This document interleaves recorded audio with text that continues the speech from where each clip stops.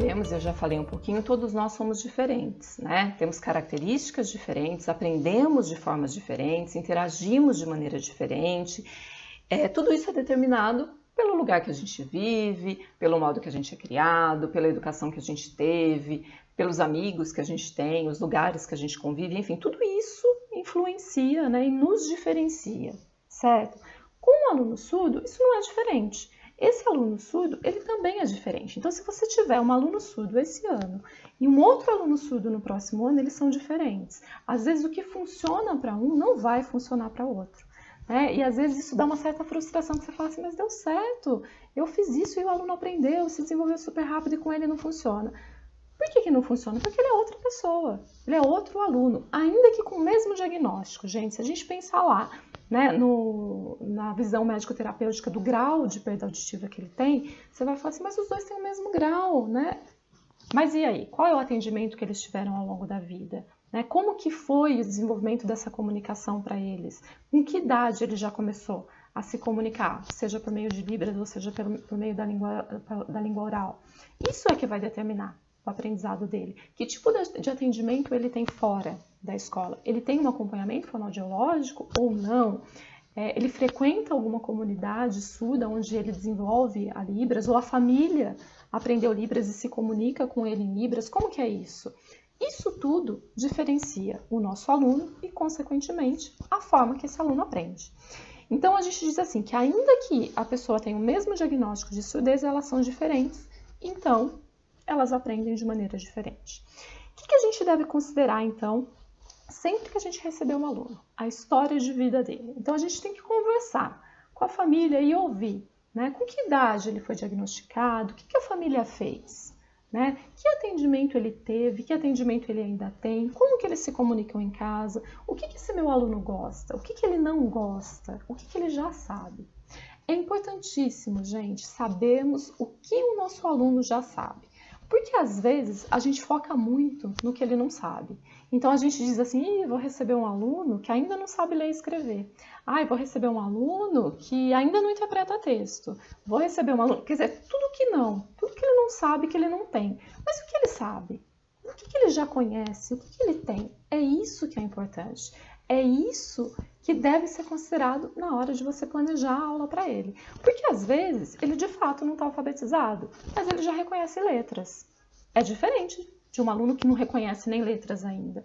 Ou então, esse meu aluno, ele ainda não está alfabetizado, mas ele é super esperto, ele é super dinâmico, ele pega as coisas muito rápido e ele já tem uma comunicação estabelecida. Vai ser diferente, vai ser importante considerar essa informação.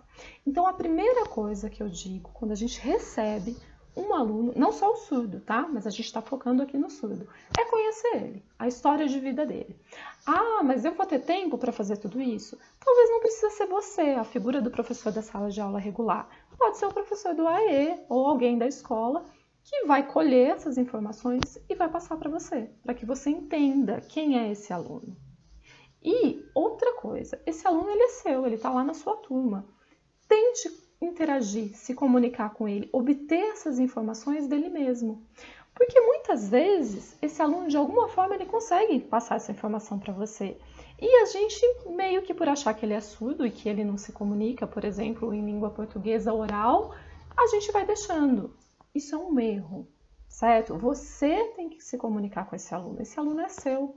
Ele não é do intérprete, ele não é do professor da sala de AE, ele é seu. Então conheça ele, o que ele gosta, o que ele sabe e parta daí. Então eu já sei que o meu aluno conhece o alfabeto, então beleza, vou partir daqui. Eu já sei que ele escreve algumas palavras, que palavras são essas? Faz com ele, uma avaliação diagnóstica para ver que palavra é essa que ele conhece, o que ele gosta, porque se eu pegar um assunto, um tema, que eu sei que o meu aluno gosta, e utilizar de vez em quando na sala de aula, é lógico que não é uma aula só para ele, mas utilizar para a sala como um todo, ele vai se sentir bem, querido por estar ali, contemplado, e isso vai, de toda forma, influenciar na aprendizagem dele, certo? Então, a gente diz assim, que a partir daí, da gente conhecer o nosso aluno, a gente pensa em como que a gente vai ensinar ele. E quando a gente fala hoje na inclusão, e aí nós temos dentre os alunos incluídos, né, dentre o público-alvo, o aluno surdo, a gente tem que pensar o quê? Que a gente vai ter que adaptar a nossa aula. Sempre que a gente receber um aluno com deficiência, um aluno com TEA ou um aluno com altas habilidades de superdotação, a primeira coisa é entender que a minha aula vai ter que mudar, vai ter que ser diferenciada. Isso é o que a gente chama de adaptação. E aí, no caso, foco aqui, né, do nosso minicurso do aluno surdo, a gente tem que pensar se o nosso aluno é oralizado ou está, né, desenvolvendo a linguagem oral, porque essa é a opção da família, ou se ele é usuário de Libras, que nível que está, né, essa comunicação dele em Libras, e a partir daí pensar em como reorganizar, reestruturar a minha aula para conseguir fazer com que ele aprenda. Então, o que é adaptar? Muitas pessoas acham que adaptar, quando a gente fala de adaptação currículo, é escolher o que é mais importante e ensinar só aquilo. Eu vejo muito isso o professor dizendo assim, eu faço adaptação. Não adianta eu ensinar história e geografia para ele. Ele não sabe ler e escrever ainda. Então a gente está focando na leitura e escrita, na alfabetização. Pergunto para vocês, isso é adaptar? Não, isso é excluir currículo. E não cabe a nós, professores, excluirmos currículos. Se a gente pensar, né, que nós tínhamos antes lá, os parâmetros curriculares nacionais, os PCNs, o que te trazia ali? Os conteúdos que devem ser ensinados em cada ano, certo? Hoje a gente tem o quê? A Base Nacional Curricular. O que ela diz? O que é importante que esse aluno aprenda em cada ano escolar. É aquilo lá, o currículo, gente, ele já está determinado. Então o MEC já disse pra gente, no primeiro ano o aluno vai aprender isso, isso, isso. No segundo ano ele vai aprender isso, isso. Isso está definido. Eu não vou mexer nisso. Para o resto da turma, né, a gente não trabalha esse currículo, e aí a gente corre, né? Eu preciso dar conta de todo o currículo, ele precisa chegar no final do ano e ter concluído esse livro e ter visto todos esses itens que estão previstos no currículo. Para o seu aluno que está lá incluído, né, que é público-alvo da educação especial, no caso específico aqui para o aluno surdo, o currículo é o mesmo. Ele tem que ter acesso a tudo aquilo, toda aquela lista que você vai desenvolver com a turma toda. Aí o professor fica confuso, aí ele me diz assim, mas não tem como, ele não fala. Tudo bem, ele não fala, né? Ele não tem o desenvolvimento da linguagem oral, mas ele se comunica como? É por isso que eu disse lá no começo, a primeira coisa é estabelecer comunicação com esse meu aluno. Estabeleceu comunicação, você vai conseguir ensinar. E aí você vai ensinar de acordo com o meio que ele aprende. Se ele se comunica por meio de Libras, o ensino tem que ser por meio de Libras, correto? Mas o currículo é o mesmo. Então, quando eu digo que eu vou adaptar um currículo, o que eu vou fazer então? Você vai oferecer estratégias e recursos que beneficiem a aprendizagem desse aluno. O que são estratégias? Então, eu vou mudar o jeito de dar minha aula. Eu não vou basear tanto na oralidade, na fala, eu vou basear em outras coisas. Eu vou utilizar Libras, esse é um recurso. Além disso, uma outra coisa, gente, que é muito importante na educação dos surdos é o uso de recursos visuais. Sempre que eu vou trabalhar com a pessoa surda, que eu conseguir trazer um recurso visual para a minha aula, ele vai aprender mais fácil, porque ele vai fazer associação entre imagem e palavras, por exemplo. E aí ele vai entender o que você está falando. Lembra que eu falei que devido ao tempo sem uma comunicação estabelecida, eles ficam com uma defasagem de vocabulário, né? Um vocabulário mais restrito? Eu tenho que pensar isso na minha sala de aula. Que talvez essa palavra que seja tão simples para mim não seja tão simples e de conhecimento dele. Então, quando eu trago uma imagem que representa aquilo, ele compreende. Às vezes ele já até viu, né? Vamos dar o exemplo de fruta, por exemplo. Eu vou trazer eu estou falando de cupuaçu. Meu aluno já viu uma cupuaçu? Mas lógico que ele viu. Tem suco, tem sorvete. Às vezes ele já até tomou o sorvete, ele já até tomou o suco, mas ele não associa o nome cupuaçu com a fruta cupuaçu. Então, se eu levar uma imagem, por exemplo, e de preferência, gente, a imagem do objeto, da coisa mesmo, da fruta, né? E não um desenho, porque um desenho pode ser utilizado também, mas às vezes ele dá margem, né, para outras interpretações. Ou um videozinho, não precisa nem, sem som mesmo, só mostrando aquela fruta, e aí eu digo, cupuaçu, a gente está falando disso, e aí ele vai entender. Aí, às vezes ele vai lembrar, é aquilo que eu conheço, que eu já vi, mas às vezes ele tem essa dificuldade em fazer essa associação devido ao tempo, né, sem uma comunicação estabelecida. Então, o uso de recursos visuais em sala de aula quando eu falo em ensinar o meu aluno surdo, é de extrema importância. E aí, gente, não é importante só para ele. Os outros alunos também se beneficiam do uso de recursos visuais, porque às vezes os alunos, os ouvintes, eles também têm dificuldade. Às vezes a palavra não é de conhecimento deles, eles ficam confusos. Quando eu faço isso, clareia. Eles falam, agora eu sei do que ela está falando, né? Então, pensa que você não precisa fazer uma aula diferente para o seu aluno surdo e outra para os alunos ouvintes. Você vai trazer isso para a sua aula no geral, como um todo. Então, assim, quando a gente fala em adaptação, a gente tem que considerar, como eu já falei, o aluno, as características dele, as necessidades que ele tem, e aí eu vou modificar a minha aula, eu vou modificar a complexidade daquele conteúdo. O que eu quero dizer com modificar a complexidade? Eu vou estabelecer passos, eu vou organizar etapas para o meu aluno aprender aquele conteúdo como um todo. E aí, talvez eu preciso reorganizar um número de atividades, pensando, né, nesse meu aluno. Ou também o tempo. Talvez os alunos da turma como um todo levem, sei lá, 15 minutos para responder o questionário que você dá. Mas esse seu aluno ele ainda está se alfabetizando. E por isso talvez ele vai levar um tempo maior, então eu tenho que considerar essa necessidade dele e oferecer esse tempo para ele. Tá? A gente sempre respeita o ritmo e o tempo do nosso aluno. Isso é importantíssimo quando a gente fala em adaptação, em processos de ensino e aprendizagem para qualquer pessoa que seja público-alvo da educação especial. Quando a gente fala em adaptação curricular, a gente tem que pensar que a gente tem diferentes tipos de adaptação. Então, a gente tem aquela adaptação que é a mais comum, que é a que o professor geralmente já sabe, que é a do objeto. Então, eu vou utilizar um objeto na minha sala de aula que é diferente do que eu utilizo normalmente. Então, normalmente a minha aula é o quê? Eu falo, os alunos ouvem, copiam da lousa e me respondem oralmente, dizendo que eles entenderam. Mas aí, às vezes, para o nosso aluno público-alvo, eu vou precisar de alguns objetos. Então, quando eu permito que o meu aluno utilize, saindo agora do surdo, tá? Uma prancha de comunicação alternativa, a máquina Braille, é isso um recurso? Né? É esse o objeto? É isso mesmo. Então, sempre que eu trago um objeto diferente para o meu aluno utilizar, né, para aprender, a gente diz que a gente está fazendo uma adaptação do objeto. No caso do aluno surdo, que objetos que eu posso utilizar?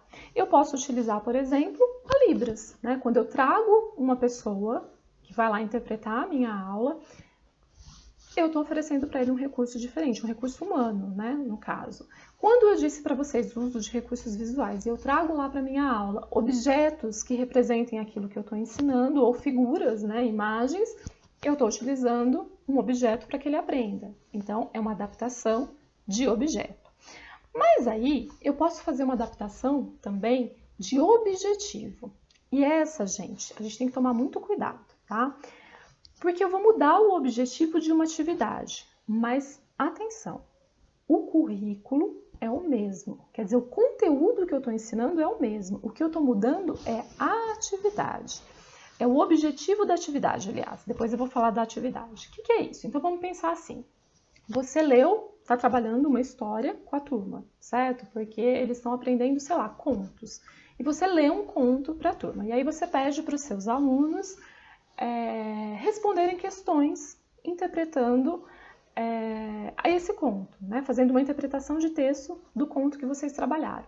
Mas aí você tem na sua turma um aluno surdo que ainda não está alfabetizado, então ele não conseguiria responder aquelas questões com frases. Mas o objetivo não é que você veja se ele interpretou o texto, se ele entendeu o conto, não é esse? Então você pode mudar o objetivo da atividade. Enquanto todo mundo responde o questionário, o objetivo é que ele responda uma questão ou duas, né? O objetivo para ele é menor. Por quê? Porque aí eu sei que talvez 2 questões ele vai conseguir responder. Agora, se eu quiser que ele responda as 15, ele vai levar um tempo muito maior, porque ele ainda está nesse processo de desenvolvimento, né, da leitura e da escrita. Então, o objetivo para todo mundo é responder um questionário de 15 perguntas, o dele é 2. Aí você fala assim, mas eu não estou reduzindo o currículo? Não. Você está reduzindo a atividade de acordo com o que o seu aluno consegue fazer naquele momento. Mas pensem o seguinte, vocês nunca vão parar aí e aceitar sempre que ele faça menos. O objetivo é continuar ensinando para que ele continue aprendendo, se desenvolvendo e consiga chegar, né, ao aprendizado, a aprender, como todas as outras pessoas, ainda que o tempo e o ritmo seja diferente. Tudo bem? Então, isso é adaptar o objetivo. Então, pode ser assim, por exemplo, você pediu para os alunos escreverem frases. Para esse aluno, você pede para escrever palavras. Vamos pensar em matemática, por exemplo. Então, você ensinou, sei lá, multiplicação. O objetivo é que os alunos resolvam 20 contas, né, de multiplicação. O seu aluno, ele está começando a entender o que é multiplicação. Então, talvez valha a pena ele fazer, sei lá, 5 dessas contas, para ele treinar mesmo, para ele aprender esse processo. Então, o objetivo, ele é adequado ao nível do aluno naquele momento, ok? Mas é naquele momento, você tem que sempre pensar que ele vai evoluir, que ele vai aprender mais, tudo bem? E aí, uma outra forma de adaptação é a adaptação da atividade. Então, eu faço uma atividade diferenciada mesmo. Então, vamos pensar naquele exemplo que eu dei da interpretação de texto, que a gente usa tanto em língua portuguesa quanto em história, né, geografia, ciências, que é o quê? O aluno lê a informação, né, de um texto e aí ele conta para mim o que ele entendeu disso, seja por meio de uma reescrita, seja por meio da resposta, né, a questionários, enfim. Mas aí eu tenho aquele meu aluno, que como eu disse, né, devido a toda a história de vida dele, ele ainda está com dificuldade, ele ainda não está alfabetizado, ele não está produzindo texto, por exemplo. Mas o objetivo não é saber se ele entendeu. Então vamos pensar que eu trabalhei com o nosso aluno, descobrimento do Brasil. Se eu trabalhei isso e eu quero saber se o meu aluno entendeu, e pedir para os alunos responderem questionários, eu não posso perguntar em libras para o meu aluno e ele me responder em libras, porque aí eu vou, por meio, né, disso, saber se ele entendeu aquilo que foi explicado, aquilo que estava no texto, se ele apreendeu essas informações. E aí, se ele aprendeu isso, ótimo! Ele entendeu como que o Brasil, né, foi descoberto, digamos assim. O objetivo é esse, porque o conteúdo é esse. Não precisa ser da mesma forma, pelo mesmo canal que os outros alunos, ou seja, pela escrita de respostas a questões, ok? Então, isso é uma forma de mudar a atividade. Enquanto todo mundo responde por escrito, ele responde por meio da Libras, ok? Ou você pode mudar a atividade também colocando sequências, sabe? Que representem a história, o conto ou algum conteúdo que você ensinou. Então, você coloca imagens fora de ordem para o aluno colocar na ordem, numerar na ordem dos fatos que acontecem. Então, vamos pensar nesse mesmo exemplo da descoberta do Brasil. Então, a gente coloca lá um barquinho saindo da Europa, outro barquinho já no meio do caminho, outro chegando aqui na floresta com índios, e aí a gente coloca lá uma outra imagem dos índios e os portugueses interagindo e trocando, né, objetos por ouro, enfim, por tudo que aconteceu. E aí ele tem que colocar essas imagens na ordem, porque se ele conseguir colocar, mostra pra gente que ele compreendeu o conteúdo, mas a atividade dele foi diferente, certo? Entendeu? Ficou claro? Esses tipos de adaptações que a gente pode realizar? Independente do nome delas, né, adaptação de objeto, de objetivo, de atividade, a gente tem que ter em mente que a sua aula, a nossa aula, ela vai ter que ser diferente, né?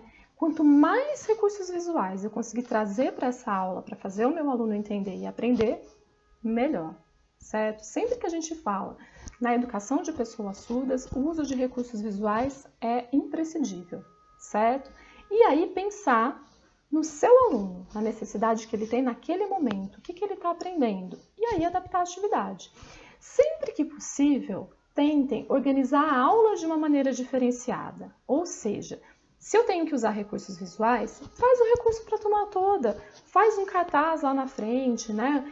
Coloca uma projeção para todo mundo, ou se você vai trazer figuras mesmo, ou uma folha impressa, mas que além do texto tenha imagens para todo mundo. Por quê? Quando você faz isso, você não está dando 2 aulas, porque o professor muitas vezes diz isso, né? Eu não adapto o currículo porque eu não tenho tempo de fazer uma aula para a turma e uma aula para o meu aluno surdo. E não é para você fazer 2 aulas. É a mesma aula de uma forma diferente. É uma aula que não é baseada totalmente na sua voz, né? Na língua oral. Por quê? Porque esse aluno não vai ter acesso a isso muitas vezes. Mas se você traz um recurso visual, uma imagem, uma miniatura. Hoje a gente tem muito nessas lojas de R$1,99, ainda que não seja R$1,99, né?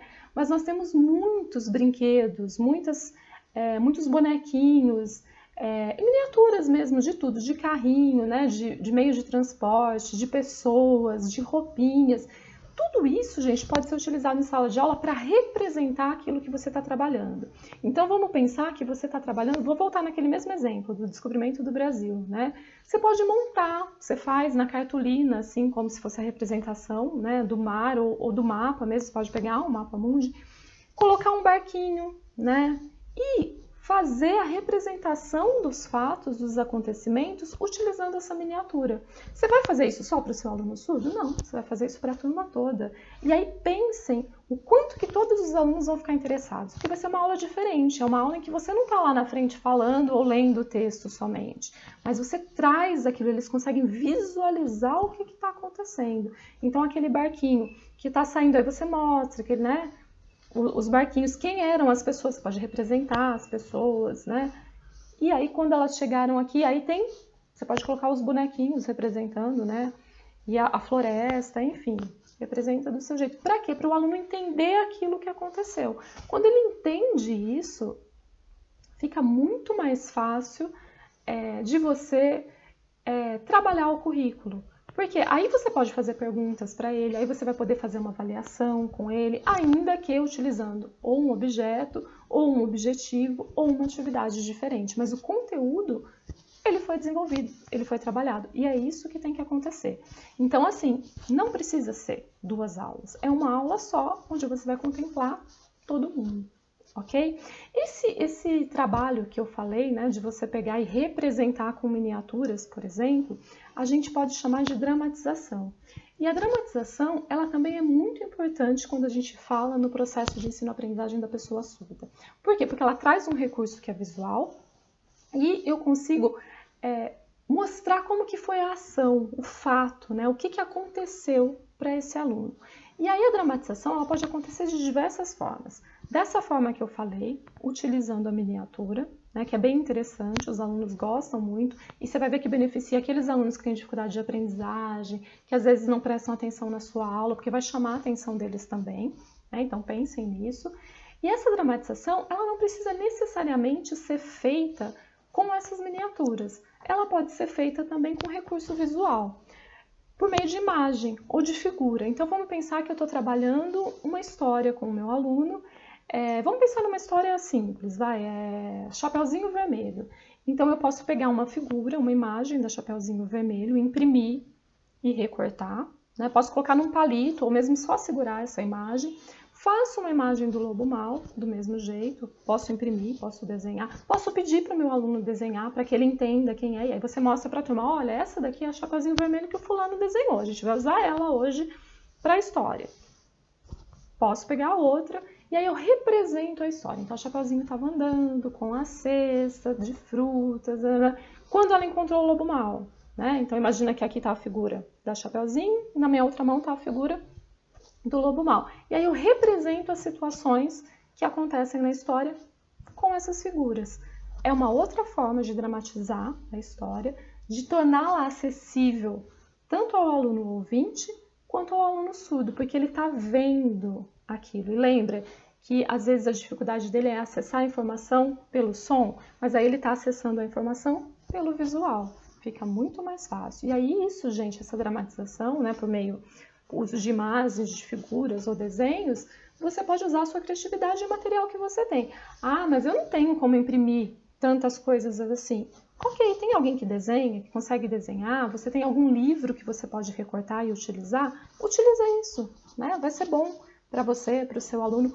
Então, assim, quando a gente fala em ensinar a pessoa surda, o que é importante, né? Eu adaptar na minha sala de aula.